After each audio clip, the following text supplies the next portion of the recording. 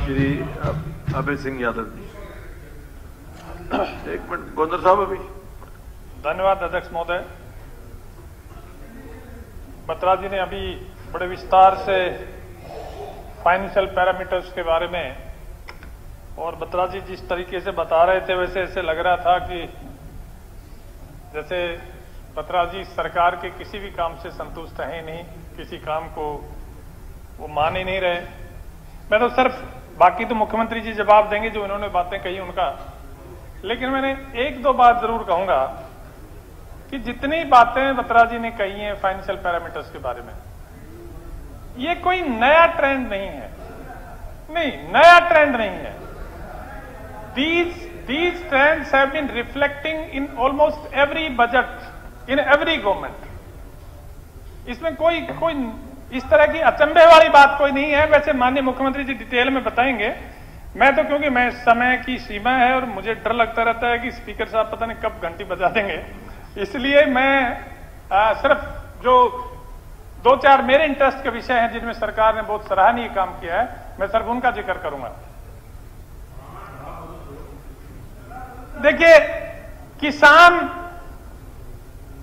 के बारे में बहुत बात होती है, कृषि और किसान के बारे में, और मैं समझता हूं कि हमारी सरकार ने कृषि और किसान से संबंधित जो एक्टिविटीज हैं उसमें जितना काम पिछले इस 8 साल में हुआ है, शायद पिछले कई सालों में इतना काम नहीं हुआ।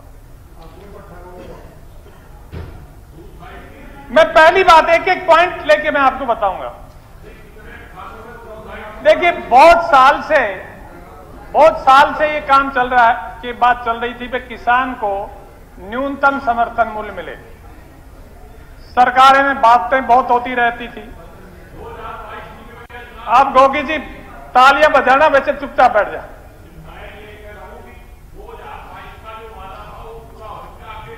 हाँ, वो कर रहे, बैठ जा, मैं बताऊंगा सारे किस तरह से कर रहे। तो एमएसपी की बात होती रहती थी। ये पहली सरकार है जिसने 14 क्रॉप्स को एमएसपी पे खरीदा है। और एमएसपी, एक दूसरी बात और बताऊंगा, बाजरा भी बताऊंगा। बाजरे का भावांतर हर जगह मिल गया, सब किसानों के खाते में। अगर कोई नहीं पहुंचा है,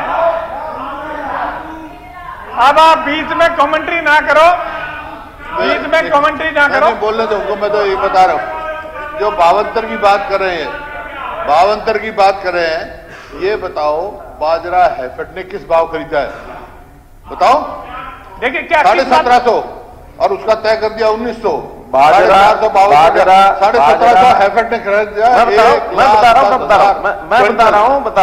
बाजरा, पहली बात तो है कि हमारी सरकारी खरीद जो है वो जो नेफेड करता 25%, वो भी शुरू नहीं हुई है। जहां तक हैफेड के द्वारा खरीदे जाने की बात है, हैफेड अपना कमर्शियल परचेज करती है और कमर्शियल परचेज बाजार भाव पर हमेशा कर सकती है, लेकिन इसके बाद भी नेफेड ने जो है 5450, बाजरा नहीं, ये सरसों की बात कर रहा हूं। जहां तक बाजरा की बात है, जहां तक बाजरे की बात कर रहा हूं, जहां तक बाजरे की बात है, उन्होंने मैं बता रहा हूं ना, बाजरे की बता रहा हूं।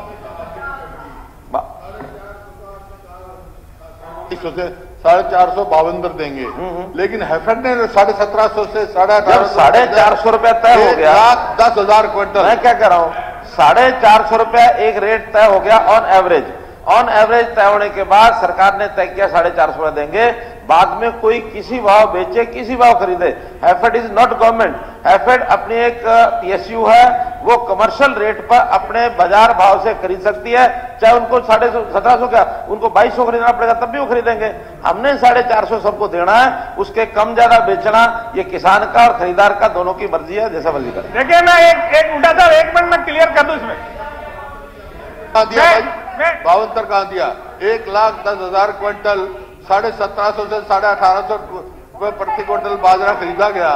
जिस भी आदमी ने भावंतर का मतलब ये होता है जो एमएसपी में और जो बिके उसका अंतर हो। भावंतर और क्या सर, सबका दिया, जिसका भी रजिस्ट्रेशन हुआ है।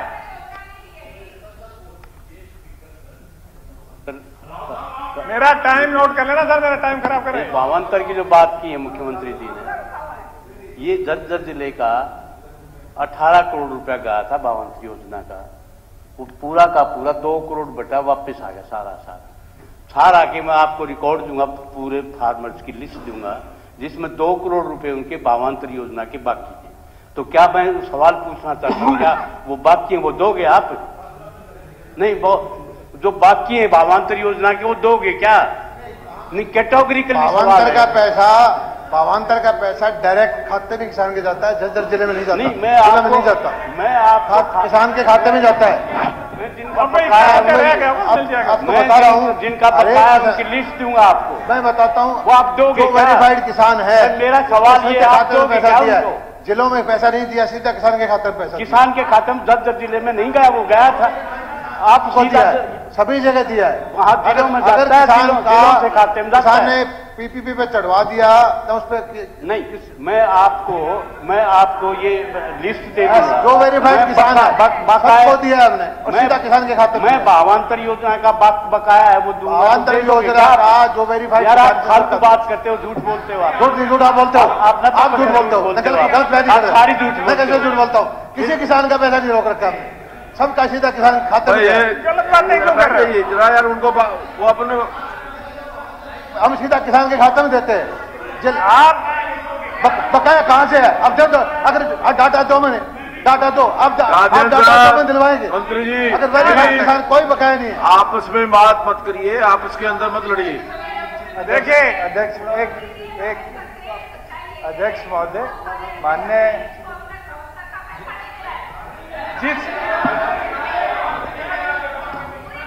अध्यक्ष महोदय, जो माननीय सदस्य ने कहा कि बेरी का, छारा मंडी का कोई पैसा बकाया है, आपने भी बात की। अगर कोई भी ऐसा रिकॉर्ड है, आप सरकार को लाओ, हम वेरीफाई कराएंगे। किसी का पेंडिंग है उसकी भी भरपाई मिलेगा, वो जिसने भी पोर्टल में किया है उसको पैसा मिलेगा। बैठ जाओ बैठ जाओ।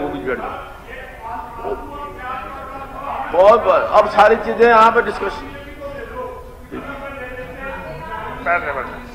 तो मैं अध्यक्ष महोदय ये बता रहा था कि भावांतर पे पहली बार इस सरकार ने बीच में अगर इंटरफेरेंस होगी ना, फिर ज्यादा टाइम लगेगा, फिर बाद में आप ही लोग कहेंगे कि हमें टाइम नहीं मिला। और मैं चुपचाप बैठा सुनता रहता हूं, बीच में नहीं बोलता, फिर मैं बोलना शुरू कर दूंगा।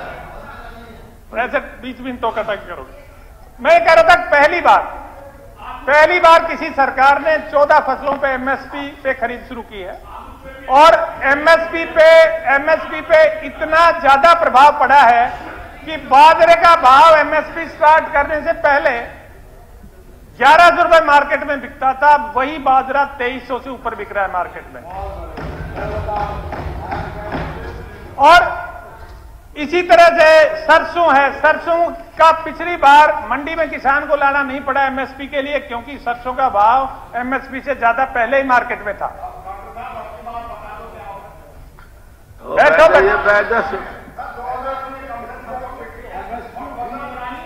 आप सरकार खरीदेगी एमएसपी पे सारी सरसों खरीदेगी।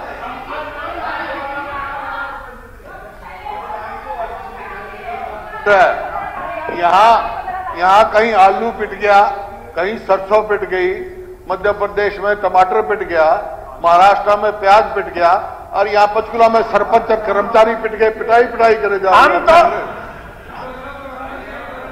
कागज मेरे पास आए हैं, 2 कागज मेरे पास आए हैं। मुझे लगता है या तो मेरे पास इस बात की ताकीद करने के लिए, सबूत देने के लिए क्या भावांतर मिल गया है, या कोई शिकायत है। देखिए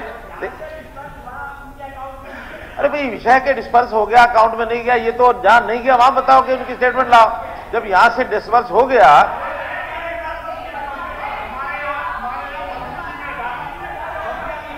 देखिए अगर इन्हीं दोनों का अकाउंट लाके हमको दे दें कि उनके इस दिन के खाते में नहीं पहुंचा, तब तो कोई प्रमाण है।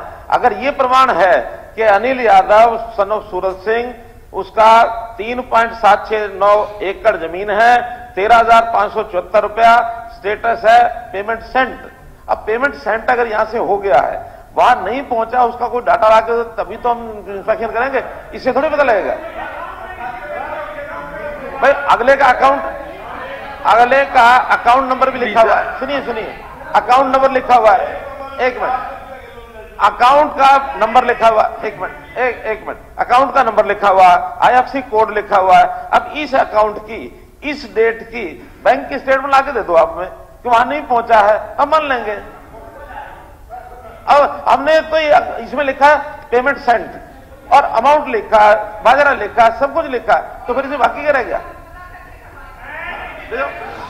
ये रिकॉर्ड की बात है, पिछले 2 साल में। बोलिए अभय जी, आप बोलिए। ये रिकॉर्ड की बात है, पिछले 2 साल में 45,000 करोड़ रुपए MSP के सरकार ने किसानों के खाते में भेजे हैं, रिकॉर्ड की बात है। और अभी भारत सरकार ने और माननीय मोदी जी के प्रयास से अंतर्राष्ट्रीय स्तर पर मोटा अनाज वर्ष इस बार घोषित किया है। सरकार ने मोटे अनाज के प्रमोशन के लिए 27 करोड़ रुपए इस बजट में रखे हैं, जिसमें मोटे अनाज की पैदावार को प्रोत्साहित किया जाएगा और उसके लिए बाजरा भी शामिल है और भी दूसरी फसलें भी शामिल है। प्राकृतिक खेती, अब आपको पता है कि केमिकल्स के बढ़ते यूज से कई तरह की कॉम्प्लिकेशंस पैदा हो रही हैं, बीमारियां हो रही हैं और जमीन भी खराब हो रही है, कई तरह की कॉम्प्लिकेशंस हैं। उसके लिए सरकार ने एक विशेष अभियान, विशेष योजना लागू की है। इस योजना के तहत 20,000 एकड़ जमीन को ऑर्गेनिक खेती के तहत लाने का लक्ष्य रखा गया है और इसमें 6,000 एकड़ में डेमोन्स्ट्रेशन फार्म्स बनाए जाएंगे, जिसे लोगों को प्रदर्शित किया जाएगा। और आप देखिए कि हरियाणा प्राकृतिक खेती का केंद्र बनने जा रहा है। गुरुकुल कुरुक्षेत्र से शुरू हुई ये मुहिम पूरे हरियाणा क्या पूरे राष्ट्र के लेवल पे, पूरे देश और प्रदेश में फैलेगी। हरी खाद को इसी तरह से, हरी खाद को प्रोत्साहित करने के लिए, ऑर्गेनिक खाद को प्रोत्साहित करने के लिए ढैंचा की खेती पर 720 रुपए प्रति एकड़ की प्रोत्साहन राशि सरकार ने घोषित की है। धान की सीधी बिजाई के लिए बहुत बड़ा एक क्षेत्र तय किया है, जिसे पानी की कम से कम खपत हो। पराली प्रबंधन के लिए प्रति एकड़ किसानों को 1,000 रुपए की प्रोत्साहन राशि का प्रावधान किया है और जो फर्म जो खरीदेंगे उनको 1,500 रुपए प्रति टन के सरकारी दर का नोटिफिकेशन की है। मूंग की खेती के लिए 1 लाख एकड़ का लक्ष्य रखा गया है। तो इस तरह से कृषि के लिए जितनी योजनाएं हमारी सरकार ने दी हैं, सारी नायाब हैं, लीक से हटकर हैं और ये योजनाएं आगे चलकर किसान की किस्मत बदलने वाली। जहां तक सिंचाई की बात है, मैं फिगर्स बता रहा हूं, सिंचाई की बात है, सिंचाई के क्षेत्र में हमारे मुख्यमंत्री जी ने और हमारी सरकार ने बड़े क्रांतिकारी काम किए हैं। और चलिए इसी के साथ रुक रहे हैं यहां पर एक छोटे से ब्रेक के लिए।